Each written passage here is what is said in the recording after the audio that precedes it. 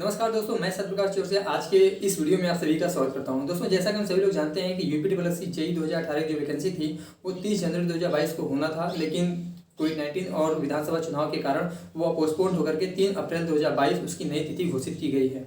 यानी कि अभी एग्जाम लगभग 2-2.5 महीने बाद 3 अप्रैल 2022 को होना निश्चित हुआ है। तो इसके पहले की वीडियो हम लोगों ने बात किया था, जो 2 महीने की टाइम गैपिंग है उसमें बहुत सारे बच्चे जो जॉब कर रहे हैं, जो तैयारी कर रहे हैं, उन लोगों को क्या करना चाहिए, क्या नहीं करना चाहिए, कैसे तैयारी करनी चाहिए, उसके बारे में हम लोग बताया था। तो आज के इस वीडियो में हम लोग बात करेंगे इसी एग्जाम के रिगार्डिंग कि इस एग्जाम में कितना कंपटीशन है, आप लोगों का जो कंपटीशन है कितने बच्चों के बीच है, और इसका जो लेटेस्ट एग्जाम पैटर्न है उसके बारे में बात करेंगे, और इसका सिलेबस क्या है और कौन कौन सी इंपॉर्टेंट बुक्स हैं जो किसी पढ़नी चाहिए। ठीक है ना, तो इन्हीं सब के बारे में बात करेंगे इस वीडियो में। दोस्तों, आगे बढ़ने से पहले एक बात करना चाहूँगा, अगर आप लोगों ने चैनल अभी तक सब्सक्राइब नहीं किया है तो चैनल को सब्सक्राइब करके बेल आइकन जरूर दबाइएगा, वीपी स्टूडेंट कॉर्नर। तो सबसे पहले बात करते हैं कि इस एग्जाम के लिए कितना कंपटीशन है। देखिए दोस्तों, यूपीटीपीएससी ने कुल मिलाकर 1477 वैकेंसीज के लिए ये विज्ञापन जारी किया था, जिसका एग्जाम अब 3 अप्रैल 2022 को होना है, और इसके लिए लगभग 1,20,000 बच्चों ने फॉर्म को अप्लाई किया था। एक अनुमान बता रहा हूँ, ठीक। और फिर उसके बाद अब बात करते हैं कि अगर हम लोग 1,20,000 में 1477 को डिवाइड करते हैं तो लगभग 82 आता है। कहने का मतलब यह है कि एक पोस्ट के लिए लगभग 82 बच्चों के बीच फाइट है। अगर आपको सिलेक्शन लेना है तो आपको 81 बच्चों को पीछे करना होगा, ठीक है ना। लेकिन एक एग्जाम फार्मूला ये भी होता है कि जितना जल्दी एग्जाम हो जाता है विज्ञापन निकलने के अंदर, उतना ज़्यादा ही बच्चों के प्रेजेंसी रेट ज़्यादा होती है, उपस्थिति देर ज़्यादा होती है एग्जाम में सम्मिलित होने की। अब क्योंकि ये एग्जाम 3 साल बाद हो रहा है तो इसका मतलब ये है कि बहुत कम प्रतिशत में बच्चे उपस्थित होंगे। जैसे अभी हाल ही में पेट का एग्जाम हुआ था, आप लोगों ने ध्यान दिया होगा, बहुत सारे बच्चे आए थे, लगभग 80 से 84% बच्चे सम्मिलित हुए इस एग्जाम में। तो जैसे विज्ञापन निकलने के 3 महीने के अंदर एग्जाम हो जाता है तो बच्चों की जो प्रेजेंसी रेट होती है वह दोस्तों 80 से 85% लगभग होती है। अगर वहीं 6 महीने के अंदर हो रहा है तो 75 से 80% उपस्थिति दर होती है। अगर वहीं एग्जाम 1 साल के अंदर हो रहा है तो लगभग 70 से 75% उपस्थिति दर होती है। अगर 2 साल के अंदर हो रहा है तो 65 से 70% उपस्थिति दर होती है। क्योंकि अब 3-3.5 साल बाद एग्जाम हो रहा है तो एक प्रकार से हम लोग कह सकते हैं कि बहुत ज़्यादा बच्चे सम्मिलित होंगे, तो 60 से 65% बच्चे ही इस एग्जाम में सम्मिलित होंगे। 60% मैं एवरेज इसलिए कर रहा हूँ दोस्तों क्योंकि देखिए 3-3.5 साल का टाइम बहुत ज़्यादा होता है।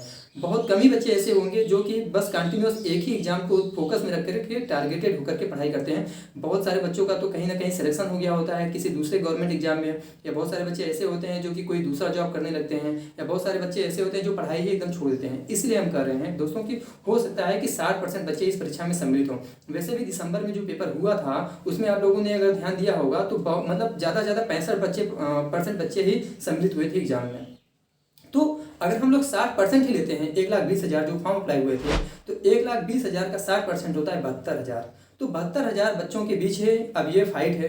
तो 72,000 में अब हम लोग 1477 से भाग देते हैं तो एक एवरेज लगभग 48 आता है। तो कहने का मतलब ये है कि अब एक सीट के लिए जो फाइट है वो 48 बच्चों के बीच है।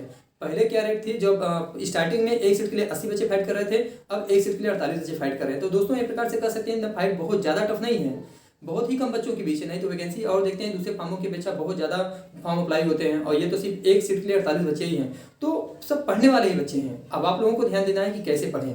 तो ये तो हो गई दोस्तों कंपटीशन के बारे में कि कितना ज़्यादा कंपटीशन है और कितने फॉर्म अप्लाई हुए। अब हम लोग बात करते हैं इसके लेटेस्ट एग्जाम पैटर्न के बारे में। दोस्तों जो 2016 का जो एग्जाम था अभी पिछले महीने दिसंबर में हुआ है, उसका एग्जाम पैटर्न कुछ और था, सिलेबस सेम था लेकिन एग्जाम पैटर्न कुछ और था, और ये इसका कुछ नया है। तो आइए सबसे पहले एग्जाम पैटर्न के बारे में हम लोग देख लेते हैं।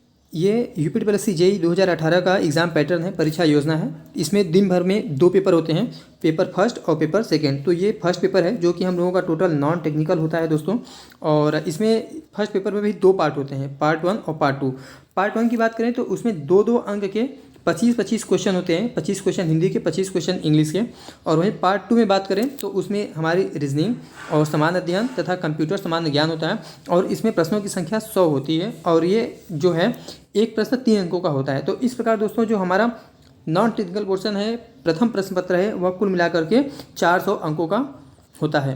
दोस्तों अब हम बात करते हैं सेकेंड पेपर के बारे में। सेकेंड पेपर की जो हमारा टेक्निकल पेपर है, ठीक है ना, तो इसकी जो टाइमिंग है दोस्तों वह है 3 बजे से 5 बजे तक, और इसमें 2 घंटे में 150 क्वेश्चन पूछे जाएंगे। एक क्वेश्चन 4 नंबर का होगा, तो कुल मिलाकर 600 अंक का पेपर होगा। तो जैसे कि हम लोगों का इसमें भी 2 पार्ट हैं, भाग 1 और भाग 2। तो इलेक्ट्रिकल, मैकेनिकल, सिविल के लिए ये सिलेबस एक है दोस्तों, और जो भाग 2 है इसमें 8 सब्जेक्ट हैं टोटल। तो ये टेक्निकल है, आपके कोर के अकॉर्डिंग आप लोग अपने हिसाब से इसे देख लीजिएगा, ठीक है ना। और एक बात और ध्यान देने वाली बात है दोस्तों कि इसमें निगेटिव मार्किंग पेपर फर्स्ट और पेपर सेकंड में है, 1/4 निगेटिव मार्किंग है, इस पर आप लोग विशेष ध्यान दीजिएगा। तो दोस्तों ये तो था एग्जाम पैटर्न के बारे में। अब हम लोग बात करते हैं सिलेबस के बारे में। तो सिलेबस सबसे पहले शुरू करते हैं दोस्तों हिंदी। देखिए हिंदी विज्ञापन में आपको दिया था यहाँ पे कि सिर्फ हाई स्कूल तक की हिंदी भी पूछी जाएगी, हाई स्कूल तक की इंग्लिश पूछी जाएगी। अगर आपके पास हिंदी की कोई बुक है तब तो ठीक है, नहीं तो आप आदित्य पब्लिकेशन की पतली सी किताब आती है उसे आप खरीद सकते हैं, ठीक है ना। नहीं तो आप हमारे अगले हफ्ते से वीपी स्टूडेंट कॉर्नर इसी चैनल पे हिंदी की क्लासेस शुरू हो जाएंगी, तो आप लोग उसे पढ़ सकते हैं। और ये आप यकीन मानिए कि 25 क्वेश्चन में से आप लोग 18 क्वेश्चन तो आराम से कर ले जाएंगे अगर आप पूरा वीडियो देख लेंगे तब। ये तो हिंदी थी। और अब बात करते हैं दोस्तों इंग्लिश के बारे में। तो इंग्लिश के बारे में दोस्तों एक बहुत ही मैं बेसिक बुक बताने जा रहा हूँ। हो सकता है आप सुनकर के हंसे, लेकिन यकीन मानिए अगर आप लोगों ने उसे पढ़ लिया तो ठीक है, तो आपको बाहर से कुछ पढ़ने की जरूरत नहीं है। जो देखिए सिर्फ हाई स्कूल लेवल तक का आपके सिलेबस में दिया है, लेकिन मैं आपको बता रहा हूँ इंग्लिश के बारे में कि यूपी बोर्ड की इंटरमीडिएट की इंग्लिश ग्रामर बुक लीजिए। आप यूपी बोर्ड की इंग्लिश ग्रामर की बुक लीजिए, बस आप शुरू से लेकर अंत तक उसी को पढ़ लीजिएगा। तो 25 क्वेश्चन में से आपके 15 क्वेश्चन तो आंख बंद करके भी आप करेंगे ना तब भी एकदम सही होगा। अब बात करते हैं 10 क्वेश्चन के बारे में। तो 10 क्वेश्चन दोस्तों वोकैब के लिए होता है, और वोकैब के लिए आपको थोड़ी मेहनत करनी पड़ेगी। उसके लिए उसे कैसे इंप्रूवमेंट करें उसके बारे में हम लोग आगे बात करेंगे। तो दोस्तों अब बात करते हैं हम लोग रीजनिंग की। तो रीजनिंग दोस्तों अगर हम लोग पिछले 3-4 सालों से बात करें तो यूपी जो रीजनिंग की क्वेश्चन दे रहा है वह कुछ ज़्यादा लेंदी दे देता है, टफ नहीं होता है। हालांकि क्वेश्चन के लेवल होते हैं ये, लेकिन टफ नहीं होता, लेंदी देता है। इस वजह से काफ़ी बच्चे कहते हैं कि सर पेपर जो है बहुत ज़्यादा टफ आया था, रीजनिंग के क्वेश्चन वाकई बहुत टफ थे। नहीं दोस्तों ऐसा नहीं है।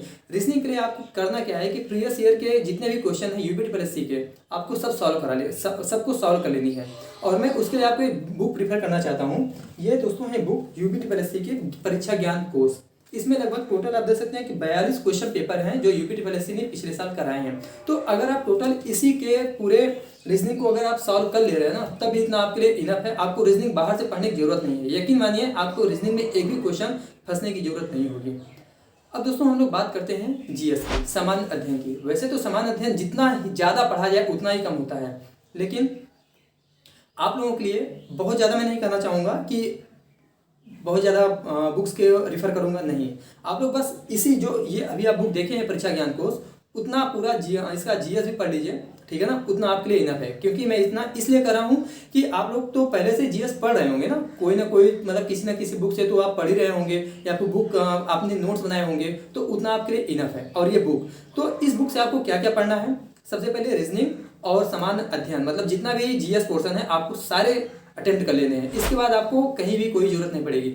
अब बात फंसती है सबसे इंपॉर्टेंट बात करंट अफेयर की, क्योंकि अभी दिसंबर में जो पेपर हुआ था 2016 वाले में, वो बहुत ही करंट अफेयर का लेवल तो वाकई बहुत ही अच्छा था। जीएस तो था ही, करंट अफेयर और कंप्यूटर ने सबसे ज़्यादा फंसाया था। तो करंट अफेयर के लिए दोस्तों आपको करना क्या है कि पिछले 6 महीने के करंट अफेयर आपको विशेष रूप से पढ़ के जाना है। मैं बहुत ज़्यादा नहीं कहूँगा, पिछले 6 महीने के लगभग आप लोग सितंबर या अक्टूबर से अभी तक के सारे करंट अफेयर मंथली पढ़ लीजिएगा। और अब के बाद यानी कि जो आप वीडियो देख रहे हैं उसके बाद जब तक एग्जाम नहीं होता है डेली करंट अफेयर आप पढ़ना शुरू कर दीजिए। मतलब जो डेली होगा वही उसके बाद नोट्स बनाते जाइएगा, लेकिन पिछले 6 महीने के करंट अफेयर आप लोग पढ़ते जाइए। बात करते हैं कंप्यूटर की। तो कंप्यूटर के जो क्वेश्चन थे इस बार 2016 वाला जो पेपर था दिसंबर 2021 में हुआ था, उसमें वाकई कंप्यूटर के क्वेश्चन बहुत ही अच्छे लेवल के आए थे। कन्वेंशनल नहीं था, नए नए क्वेश्चन थे। तो दोस्तों देखिए बस एक ही चीज़ आप लोग ध्यान दीजिएगा कंप्यूटर के लिए। कंप्यूटर के लिए मैं तो एक बुक और प्रीफर करना चाहता हूँ आपको, ये है अरिहंत पब्लिकेशन की कंप्यूटर जागरूकता। ये थ्योरी बेस्ड है और ऑब्जेक्टिव है लेकिन बहुत कम है। तो आप इस बुक को सबसे पहले आप पढ़ लीजिए। फिर उसके बाद एक आती है दोस्तों घटना चक्र की। घटना चक्र के कंप्यूटर के जितने भी कंप्यूटर से रिलेटेड क्वेश्चन आए हैं वो पूरा समेसन दे दिया है अपने बुक में। तो आप लोग उस बुक को जरूर परचेज कर लीजिए। आप लोग ध्यान दीजिएगा, जैसे अगर आप लोग कहेंगे कि यार 2 बुक कंप्यूटर के लिए, अगर आप लोगों को ये बुक नहीं पढ़ना होगा अरिहंत वाली तो इसे मत पढ़िएगा, लेकिन घटना चक्र वाली बुक आप जरूर पढ़िएगा क्योंकि वो बहुत ज़्यादा इंपॉर्टेंट है। आप लोग इतना ध्यान दीजिएगा। तो दोस्तों जो सेकंड पार्ट पेपर 2 है, जो 3 बजे से 5 बजे के बीच आपका पेपर होना है, पेपर 2 150 प्रश्नों का होगा 600 अंकों के लिए, ठीक है ना। एक प्रश्न 4 अंकों का होगा। तो जो आपका कोर सब्जेक्ट है, जैसे इलेक्ट्रिकल हो गया, मैकेनिकल हो गया, सिविल हो गया, ठीक है ना, तो कोर सब्जेक्ट 150 क्वेश्चन आएंगे। उसके लिए क्या पढ़ना है वो आप अच्छे तरीके से जानते हैं। लेकिन फिर भी जैसे कि मैं एक इलेक्ट्रिकल इंजीनियरिंग का स्टूडेंट रहा हूँ, तो मैं आपको बुक प्रीफर करना चाहता हूँ इलेक्ट्रिकल इंजीनियरिंग के लिए भी। ये है यूथ कंपटीशन टाइम्स पब्लिकेशन की बुक है, ठीक है ना। इसके 2 वॉल्यूम है, ये वॉल्यूम 2 है। तो आप लोगों को इसके दोनों वॉल्यूम को बुक ले लेनी है। और देखने में भले मोटी लग रही है, लेकिन अगर आप सॉल्व करेंगे तो लगभग 1.5 महीने में दोनों बुक खत्म कर सकते हैं। और ये बहुत टाइम है, 2.5 महीने का टाइम है। तो 1.5 महीने में आप इसके वॉल्यूम 1 और वॉल्यूम 2 दोनों बुक्स को खरीद लीजिए और दोनों को पढ़ लीजिए। इससे किताब को पढ़ने से पहले डिप्लोमा की जितनी भी आपकी मतलब सारे सेमेस्टर में बुक्स हैं, उसे आप लोग जरूर लगभग 10 दिन में सरसरी निगाह से जरूर देख लीजिएगा। मैं ऐसा इसलिए कर रहा हूँ क्योंकि आपके कॉन्सेप्ट क्लियर हो जाएंगे डिप्लोमा की किताबें पढ़ने पर। डिप्लोमा बुक्स पढ़ने के बाद तब आप लोग यूथ कंपटीशन की बुक को टच कीजिएगा। तो दोस्तों आज की इस वीडियो में बस इतना ही, हमें बस इतना ही करना था। तो अब ये तो ठीक क्या पढ़ना है, अब कैसे पढ़ना है उसे हम अगले वीडियो में बताएंगे। तो आपको आज का ये वीडियो कैसा लगा हमें कमेंट करके जरूर बताइएगा। दोस्तों जब आप कमेंट करते हैं तो हमें काफ़ी ज़्यादा प्रोत्साहन मिलता है कि आपने ये वीडियो को देखा और आपको ये वीडियो अच्छा लगा। तो दोस्तों अभी तक अगर आपने हमारे चैनल को सब्सक्राइब नहीं किया है तो प्लीज़ चैनल को सब्सक्राइब कीजिएगा, लाइक कीजिएगा और अपने फ्रेंड सर्कल में जरूर शेयर कीजिएगा। अगर आपकी कोई भी प्रॉब्लम हो, कंफ्यूजन हो कैरियर से रिलेटेड या फिर इस एग्जाम से रिलेटेड, तो हमें कमेंट बॉक्स में जरूर बताइएगा। मिलते हैं अगले वीडियो में, तब तक के लिए जय हिंद।